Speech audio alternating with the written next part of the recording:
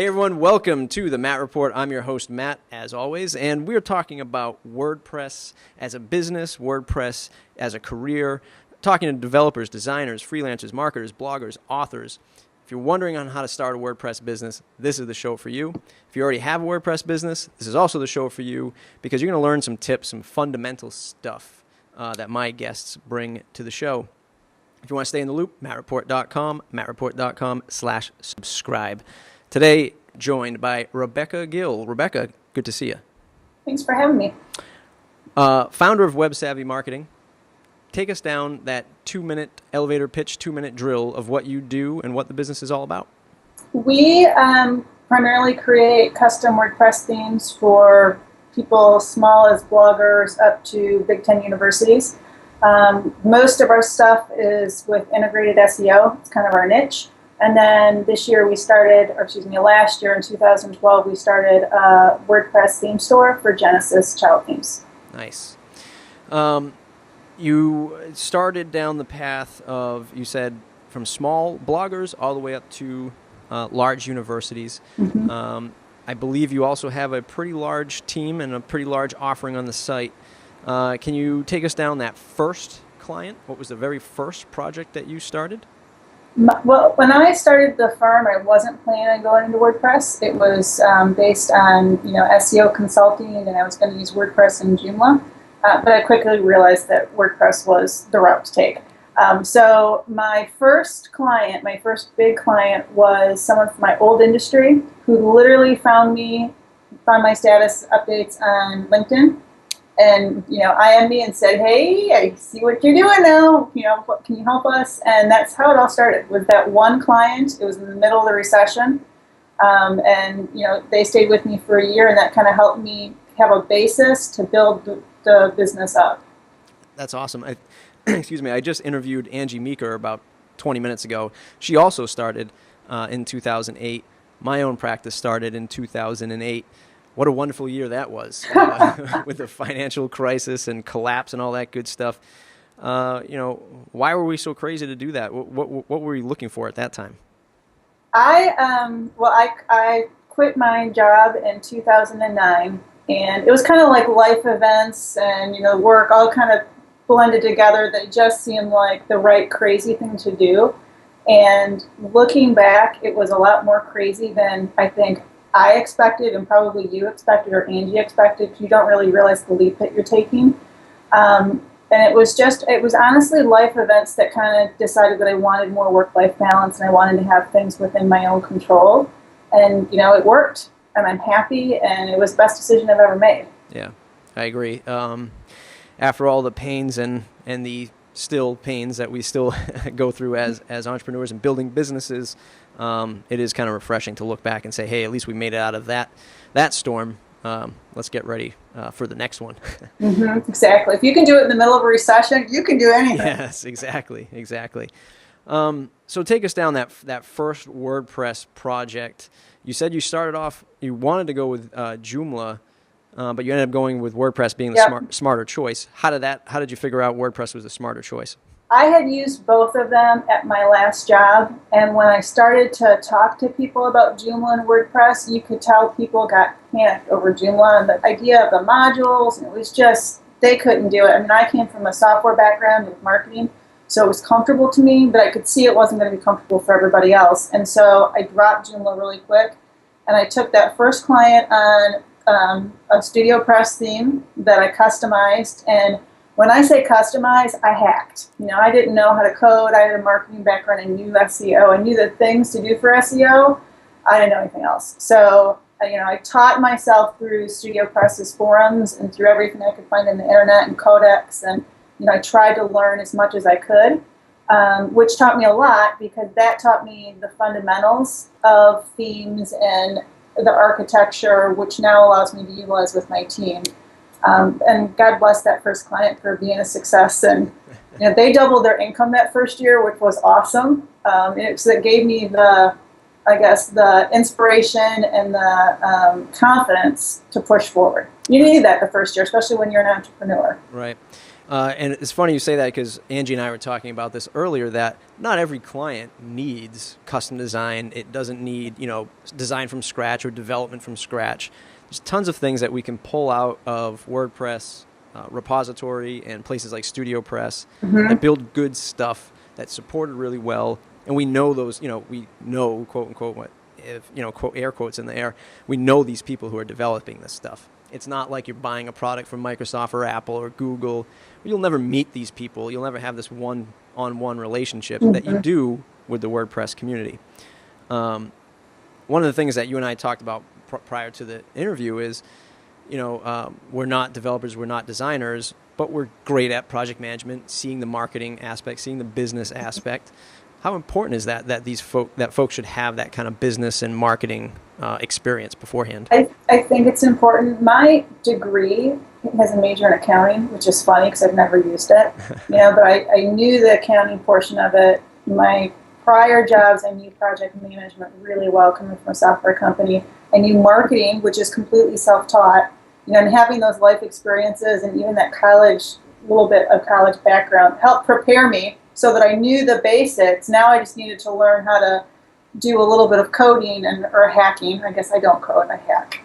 And bring that into the mix of it. If I didn't know SEO and know how to blog, I don't know how I would have really gotten going, got the business going and survived that first year of the recession. Right. I just don't know how I could have done it. And you have to have fundamentals. You don't need to know everything. You don't need the 10 years of SEO experience I have, but you need to have the basics of it so that you can make sure your site's optimized and you're using social media and those basic principles. Plus, it's good for your clients anyways to know it. Yeah, the word fundamentals, I use that all the time when I'm talking to people about either starting their business or even starting a new position at a new job or a WordPress business. Is if you know the fundamentals, like keep WordPress updated, keep it backed up, how to pick the best themes that are supported, and you have the author's attention, and they're posting in the forums and stuff like that.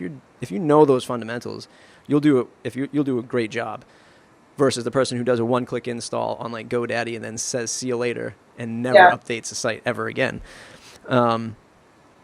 Now years go by, you start building a team. Are you a virtual agency? Do you have people in-house? How does that work? We're definitely a team. I'd be nowhere without the team. We're virtual. I had this idea in my head. When I started the business, I just wanted to make enough money not to lose my house. Then I realized, well, there's something here. This can really be something bigger. So then I was thinking that I needed to grow it big enough to get an office. I didn't need an office. Very few people, I think, in the WordPress community and the graphic designs, they don't want to be tied to a physical location. They want that flexibility and that creativity to be wherever they want. So we're virtual. We're all over the world, and it's been, a matter of growing the team through recommendations. First, my senior coder, Chris, he was a panicked phone call that I got him, my very first go live client. I screwed the database up. So Chris was the only person that I called on 20 people that answered the phone, and I've been stuck with him ever since by choice. And then he helped me find one of my graphic designers because he knew her through church, and then we've kind of just grown from there, to build that virtual team, and it works. We've got the tools in place in the system that it works. That's awesome. That's a great story too. That you kind of called him out of a panic, but now he's stuck with you ever since. Yeah, and he'll laugh about it because it was total panic. I took him live. I screwed it up.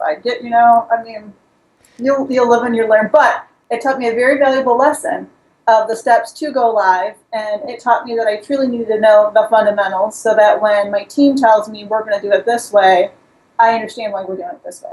Mm-hmm. And they take note, and I can question things that I think that are questioned, but just know enough that I get what they're talking about, and then I leave the rest of it to them. Yeah, that's great. You said you set some goals. Like the first goal was to make enough to pay the mortgage, and then you set next goal to have an office, and then the next goal, and the next goal.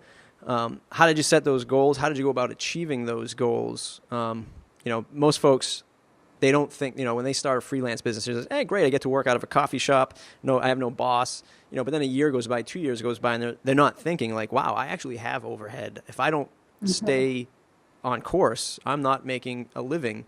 And then they kind of fall out of the whole freelance thing. How did you set goals? What kind of goals should people be setting?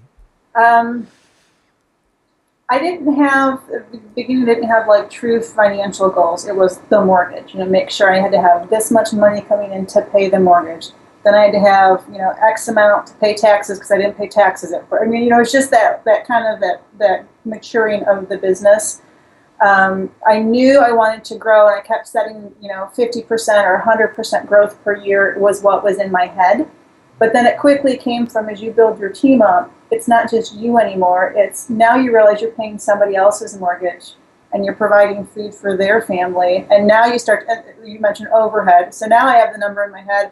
I need to bring in X amount per month to make sure I can cover my salary, overhead, and everybody else's, funds that are going towards them. That's a pretty powerful goal. Yeah. And once you put yourself in that perspective, because once you form the team, you want to be able to support the team because they're giving to you. You got to give back to them. Yeah. And that's the best goal that I can have at all. Yeah. No, I totally agree. The founder of Seer Interactive, which is an SEO company, I watched an interview with him once, and he said that every time, and this is on the early stage of his company, every time he brought somebody onto the team, it was another step back for him and his financial goals, because he was now paying somebody else's mortgage, paying somebody else's healthcare and benefits and stuff like that. He said every time he brought somebody on, it was just another meal of ramen noodles that he had to fall back to eat. What should people be looking, if you're a freelancer, what should they be looking for in a team or in a leader, so that they're actually making the right choices and they find somebody who's respectable like you, that's actually working hard to get them a job? What do you think they should be looking for in a team or a leader? I'd say communication is important. And, Chris says it a lot when we talk, because you kind of get set in your ways with people and you get that comfort zone. And if you do have a good team, my team knows how to speak Rebecca. They know how to dumb stuff down for me so that when they're talking heavy code, I get it. And I know what I can push them to do and what I can't. And I think finding someone that you can communicate with, particularly when you're virtual, is key. Having obviously the same goals and the same type of business philosophies, and, we believe in karma on the internet and business and everything else, but, that doesn't mean anything if you can't communicate with somebody. And Chris has said it recently, and, I spent days with Debbie at Pressnomics. You have to be able to communicate and have a good rapport, and then everything else starts to just come easy. And if you find that, jump on it, I think. Nice. I totally agree. You've stolen another word that I bring to. I do some mentorships at two local colleges, one community, one university, and the three words I pick are fundamentals, communication, and integrity. Those are the three things that I kind of help folks kind of recognize, no matter if they're in just school or if they're going for a job. So that's awesome stuff. So now the business starts out SEO, web design, custom WordPress design. You start focusing in on Genesis and StudioPress. Then the theme store crops up. How did that happen? And I think I know how, because I'm kind of the same way as you. This is funny. So, we make the decision, maybe whenever Genesis came out, Chris was pushing me to go towards Genesis. We use it on our own site, and I tried. I'm like, you know what? He's right. I get it. We're doing Genesis. We marry ourselves to Genesis. Well, so then in 2011, late, Chris says to me one day, we should have some theme stores. We should have some stock themes. I go, no, that's not who we are. So he lets it go. Another month goes by. Brent comes back up and he goes, really think you should consider doing some stock themes. And I say, nope, we're custom design. We don't do that. I don't want to do that. So then another month goes by and I finally go, oh, maybe he's right. Because I knew not everybody had the ability to pay for our custom design. That design with the whole process with the graphic designer and the child theme. Not everybody could afford that. So I kind of questioned, I talked more with Chris about it to figure out what would be entailed, and I realized he had a really good idea. And he had a really good idea. We have sold more themes than I expected. The last 2 months we've had huge sales, and it's brought in a lot of customized work that I didn't even expect. I just thought it was going to be the themes. So it's been good, and I enjoy it. I really enjoy doing the themes. When you're doing custom work, you're working towards what your client wants and you're trying to guide them along in the process. But when we do stock themes, it's all me. I get to say what I want, and I have the direction, and I have other people look at it and give their feedback, but it's much more creative, and I really enjoy it. Plus, it's fun to see what people can do with it. Yeah, that's awesome. That's an awesome answer. I was thinking back something that you said that no, we're a custom shop. This is what we're going to be. I remember starting out our agency thinking the same exact thing. I came from another business that we had. I managed a development and design team for Drupal, and they were doing like big ticket items like $50,000, $60,000, $70,000 projects, and even bigger, partner with other agencies. So when I started this, I was like, nope, we're going to do everything the way I did it before. Yeah. Every person who walks through the door is going to get this awesome custom site, and there's no way, I'm not going to sacrifice any little piece of detail. Until people started looking at you in the small business community like $50,000, see you later. Like there's no way. You realize you can't help as many people. Right. That's the one thing that the stores allowed us to do, is help so many more people, and they're happy with it. You can't make everybody happy, but I can tell you that our happiness rate's like 99.5%, and that's great. That makes you feel good. It makes you want to start your day and do your job because it's fun. Mm-hmm. I spoke to, interviewed Andrea Rennick, Brian Clark, of Copy Blogger, Studio Press, and Rafal, who also is the designer for Studio Press, one of them. How do you handle the folks that come in and buy a theme, $80 or whatever the price might be, that just aren't aware that they need the Genesis framework, and that if they do want to customize it, they do have to know a little bit of CSS, HTML? Mm-hmm. Well, we've learned that when we first opened the store, the verbiage I had wasn't clear enough on the product pages, and it wasn't apparent enough. So I have gone through iteration upon iteration of our product pages and our FAQ and the main store page to be able to shout at people, hey, we're Genesis. That's who we are. You got to have the Genesis framework. We've learned along the way with the forum. I do get emails from people. They're like, I installed installed your theme, it doesn't work. And it's because they don't have Genesis. But because now we have enough content on the website, most people get it, and most people understand. My challenge now is convincing people who don't want a framework that they got to go to Genesis because it's so good. And I'm a Genesis cheerleader. I always have been. Yeah. I'm going to be. Genesis and WooCommerce, I believe in both of them.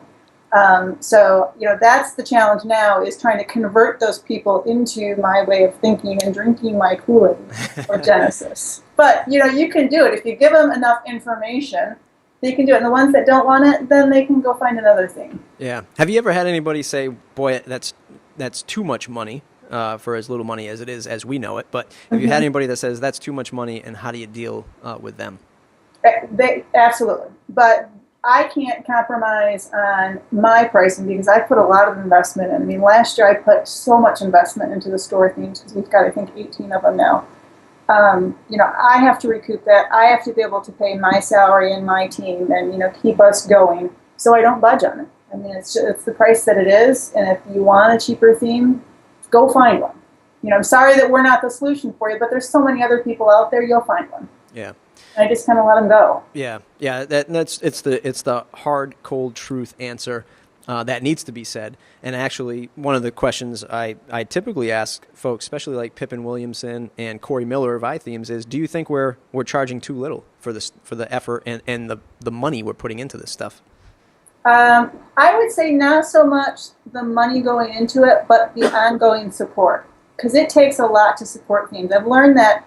You've got 20 theme buyers. You're not going to hear from 19 of them, but 1 out of the 20 is going to bury you, and you're going to lose so much money on them.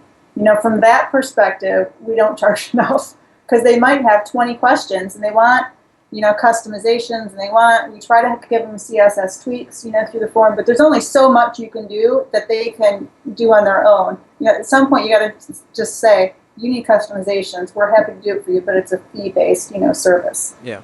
So, it's more the support for us than the actual development going into it, I think. Yeah. And support is, that happy balance of, how much can you customize this, this theme that was, I guess the question is, how can we educate folks that don't understand this stuff, that a theme is it's pre-built. It's made for a particular reason. It's designed in a certain fashion to address, whatever that theme's problem or solution is. Yep. A lot of folks buy it and then they want to rework the whole thing, and it's like, well, you could have just bought this theme over here, which looks a little bit closer. Yep. I guess, how do we educate these people pre-sale? Videos, documentation, free I training? encourage them to ask questions. So I changed our contact form so that there's a spot where they can say, I've got pre-sale questions. I encourage people to ask questions. I will talk back and forth with them 5 times in email.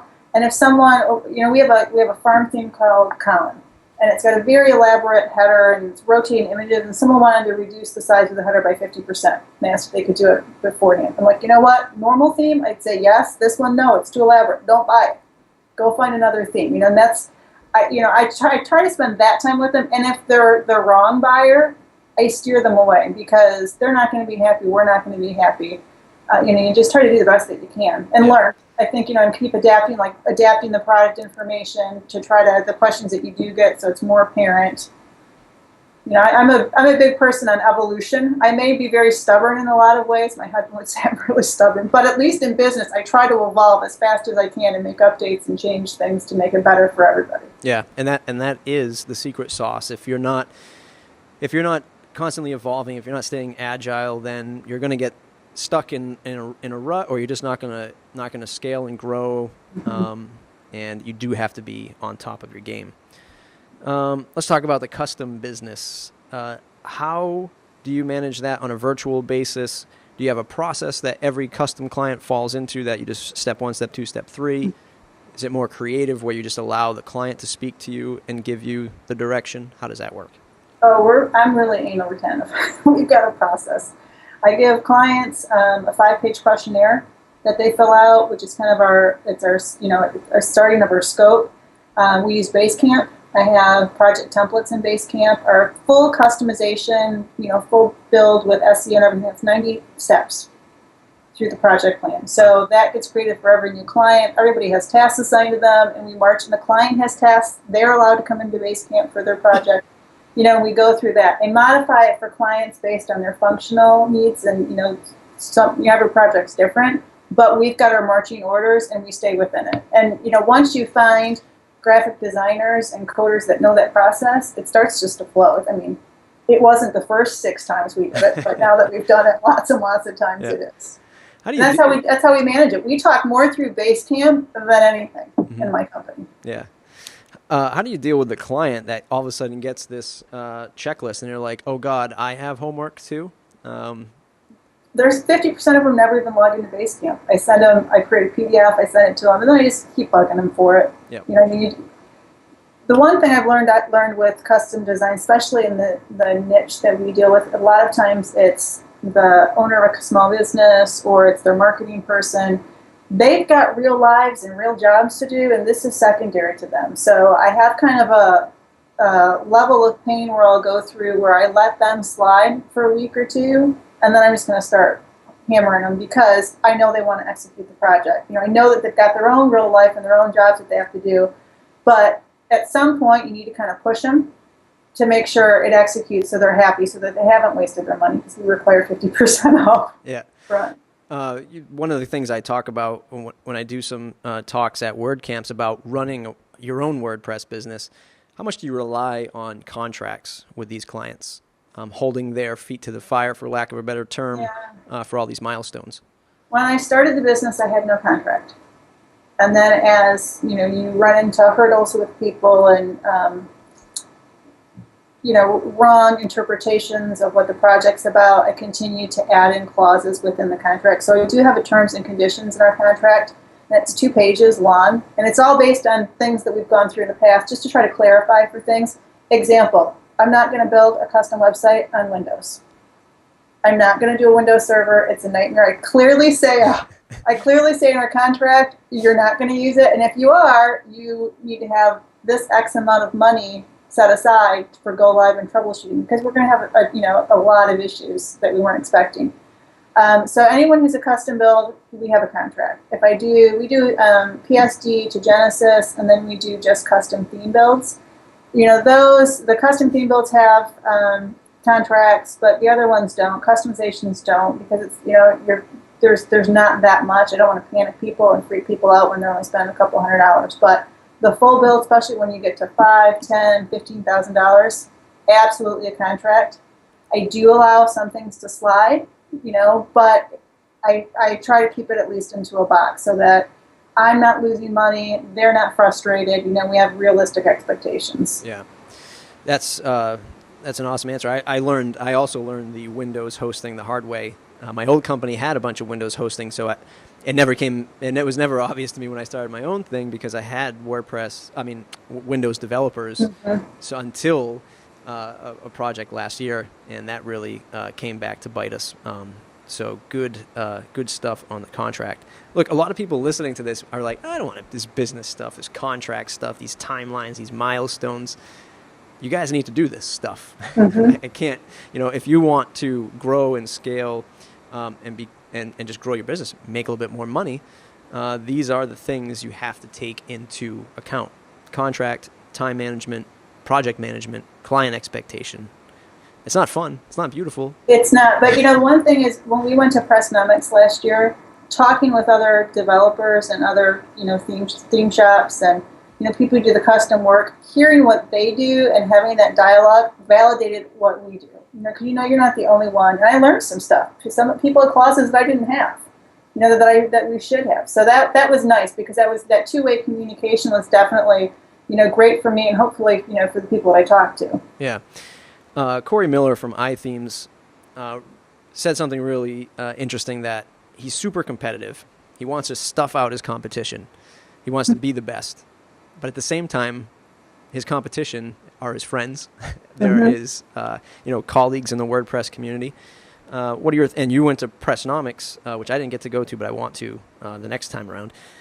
How do you deal with your own offering Genesis themes, but StudioPress has their own theme set? How do you balance the two? How do you balance competition that are also friendly with you in the marketplace? Yeah. Before we even did the theme store, but when Chris first brought it up, I went to Brian Gardner. I wanted his opinion. I wanted to make sure it was going to be embraced and not feel like we're stepping on their toes. And I'll be honest, Brian offered to put our themes in their store, because they have the area, and that was my intention. But then as I got into it, I realized, I got to figure some stuff out before I put this, this burden on StudioPress and, ask them to take that leap of faith with me. We need to work out our own process first. And so we just continued to do that. But I try to give back to people. When he promotes me, I try to make sure I'm the Genesis cheerleader. And if I'm in, LinkedIn or Quora and people are talking about Genesis versus Thesis, I'm going to be the first one to raise my hand and say, oh, no, it's Genesis all the way, and cheerlead for them. And just like, I believe in WooCommerce. I want to be a WooCommerce cheerleader because I believe in them. That's, even though they have their own themes and technically they would be considered a competitor, I don't view it like that. I think the WordPress community is big enough, and there's so much opportunity for everybody that we're not truly competitors. We're colleagues. And it's part of the community, and it's part of giving back to the community and I guess helping out everybody else who I've learned from, and modeled after. Yeah.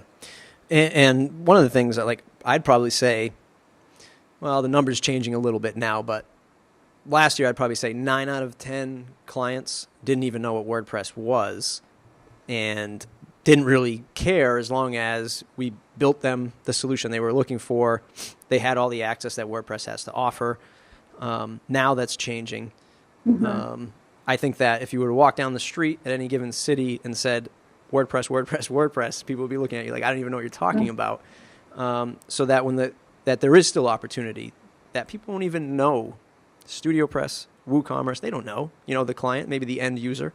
Of course, as long as they're not specifically looking for that. So I think the opportunity is still there and growing. Do you ever think about going into a marketplace like a Theme Forest or some other marketplace that exists? I have, and I've looked at them, but you give away so much of your own profit and your own revenue doing that, and then Theme Forest, as good as they are, wants you to solely have their themes on their site, and I struggle with that. I don't want, and I continue to struggle with it, because I've made the decision to keep them on our site and only sell them on our site. But am I missing out on money? I don't know. But I'm set in my ways. I'm like, I like that control factor, and it's within my control when it's on my own site. Yeah, yeah. And I'm making money. I mean, I didn't even want the theme store to begin with. Then I didn't want to do affiliates, and people, were coming to me and saying, "Can you do an affiliate program?" So, I like I said, I'm a little bit stubborn when it comes to things. Yeah. Actually, you bring up another good topic, affiliates. Have you had success with that? There's a lot of gray area to affiliate marketing. What are your thoughts? There's a lot of good affiliates. My good friend Rachel Hanaway has been in the affiliate industry for so long. And I know from her, it's not the gray that everybody thinks it is. There's gray people within it. Just like there's, black hats within WordPress or anything else. So I think that affiliate marketing has its place. I think you have to monitor it. I do look at, we're in beta right now for it, and I do look at every application I get from people, and I go look at what they do from an SEO standpoint to see if they're doing anything black hat before I approve them, just to keep myself clean and to make sure that I'm not going to get in trouble with, that type of thing. But that's not necessarily affiliate marketing. It's everybody in internet marketing. People don't know what they don't know. Well, for the most part, there are some black hats that truly want to be black hat. Yeah, yeah. I know that we were involved with an affiliate program in something not too long ago, and there was like a whole rash of like credit card theft, that they were buying these digital products and then, on stolen credit cards to get the affiliate fee into their bank account, and then the actual person who owned the credit card would, what's this charge? I've never heard of this stuff before. So we kind of backed out of it. But I guess, is there a good affiliate that folks should be looking at, a good affiliate program?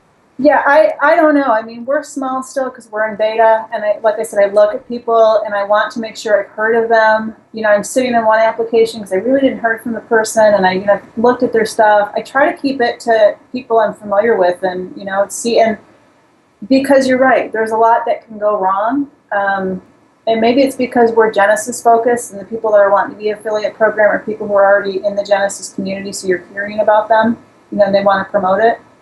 But yeah, that worries me. And I don't have a good answer, and I don't have a good way to prevent it. What's really working in the business today? Is it the mix of everything, SEO, custom, themes? Is there one thing that you're going to be laser focused on for the rest of 2013? What are your thoughts on that? I think my thoughts with that and with any business is do what you know and do what you're good at. I mean, I know, I laugh because my mantra is do what makes you happy. WordPress design makes me happy. Building the themes make me happy. SEO, not so much. Don't really like it. However, SEO is something that I know, and that's something that our clients want. So I look at my board and I have all these SEO projects, and people either we've launched or people who want standalone SEO projects. And as much as I want to move away from it, it can't, because it's what we know, and it's part of who we are and what we're really good at. So I think if you focus at what you're good at, even if you may not like it fully, that breeds success, because you're good at it. That success that you can have with your own projects flows over to your client base, and it just continues to reproduce into more business. Yeah. I guess keyword research, meta descriptions, not as fun as, building a new site solution. Mapping. Yeah. So boring. But it's necessary. Yep. We talked a little bit about this early on, but how do you deal with that $500 client, or how did you deal with that $500 client back in the day when they wanted you to build them Facebook for $500? I didn't back in the day. I didn't know how to deal with them. I didn't know. I didn't have a good solution for them. I just said, we're not your answer. Now I have the theme store, so we have our own themes, and I say, I can't build you a custom WordPress theme for $500. However, if you'd like to pick Catherine or Ellen May from our theme store, we can customize that. And I try to recommend themes that might fit for what they want, and make recommendations and try to do something that fits within their budget. That's my solution today. It works 50% of the time. The other 50% of the time, they just have an unrealistic budget and expectations, and you can't change that. There might be somebody else that's going to do it for less than me. I might be higher priced. Then they got to go find that person, or, and go utilize that, because we just can't do it. Yeah, that's a great answer. You also mentioned Pressnomics. There's WordCamps. Where do you think we're going with WordPress meetups, WordCamps, Pressnomics? Is that going to start to flourish? We're going to see more of these types of third-party events outside of the WordPress Foundation, like Pressnomics? Yeah, I mean, I've spoke at meetups, I've sponsored WordCamps, and I've gone to Pressnomics. I think for the end users, WordCamps and meetups are great. I think for people like me who run a business on WordPress and it's all about WordPress, I don't think they're as beneficial as they could be. I'm hoping the community goes and uses more developer tracks and business tracks for the WordCamps, and that Pressnomics continues to flourish and there's more Pressnomics. Pressnomics was the best money I have ever spent. I was so happy I went. I mean, Debbie and I had a great time. We met so many people I never would have met. You just kind of relationships where you've talked to people before. You may have even done business with them before, but you've not put that one-on-one. Makes a huge difference. To be able to have a drink with somebody at a bar and just sit and talk with them. And I learned a lot. And they've announced that they're going to have another one. I will buy a ticket the first day it comes out. And I wish they'd have more opportunities like that because I go to every single one of them. Yeah, amen to that. I agree. I think WordCamps are great. It certainly helps folks and businesses like yours to kind of find the themes, theme sales, and even custom site design. But a lot of this, at least at my perspective, is a lot of the folks going there are just starting out, or majority might be just starting out. So they're not even thinking themes yet. They're still trying to figure out what a theme is. Exactly. So yeah, I'd definitely like to see that broaden the playing field for other events. Oh boy, so many other questions, but I'm going to say, let's do, if you could go back in time, 1 year, 5 years, 10 years, what's the key ingredient or process you think you would change if you had to do it all over again? I would look for a team sooner. I did the one-woman shop for, like a year and a half, and I would look for a team sooner. I was worried about it, and I didn't do it.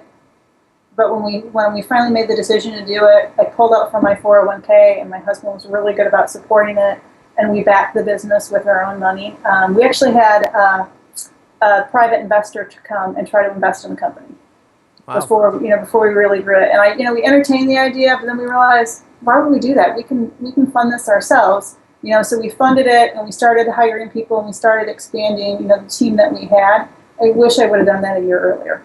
I think, I don't know where we'd be if we would have done that, but I know life has been so much better, and I've enjoyed things a lot more having that team in place and being able to, work with people and make a better product as a group as opposed to just me. Awesome. That's an awesome answer. So that wraps the formal interview. So I think that if people haven't taken some awesome information away from that talk, they obviously weren't listening, and they have to hit rewind, do it again, please, because some awesome stuff there. Let's jump into the next segment called What's in Your Toolbox? What piece of software or hardware do you use on a daily basis to run the business? You mentioned Basecamp. Yep. What else do you use on a daily basis? I am surprised at how much overhead I have from the things that we subscribe to. I mean, from the technology of my Mac, couldn't live without my Mac, and, my Retina iPad and things like that, to Basecamp and GitHub and, premium hosting, email from Rackspace. Those are all things, Dropbox. I keep finding more things that I'm paying for each month for software as a service. But they're tools you have to have. I mean, we have a theme store, and we're making iterative updates to a stock theme. I have to have GitHub. I mean, we have to have some way to track those changes and those versions. And you have to have Basecamp to manage the project. Those, I don't know where I would be without either one of those. Or email, for that matter. I mean, solid email. When I started, I was using GoDaddy email. Yeah, there's a good lesson learned, really. There is a good lesson learned. And, and when I first started, we were using GoDaddy hosting. I didn't know yet. I didn't know that it just didn't have the capabilities that somebody like Rackspace or Wiretree, would at a premium level. And you have to make that investment. If you're going to want to grow the company, you need to be able to have technology and processes and systems in place to be able to have it grow with you. Nice. Jump into the lightning round. I'll ask you a series of quick questions. You'll have a series of quick answers. Okay. The one plugin you cannot live without. It is now Yoast SEO. A favorite WordPress or business book? Oh gosh, I don't know the answer to that. I've read a bunch, but I haven't read forever, so I can't even give you an answer. A quote you live or run your business by? Oh, no quote, but I believe in karma. That's a good one. Business is about karma and doing good things. This might go into the next answer or the next question, but the best business or career advice you ever received?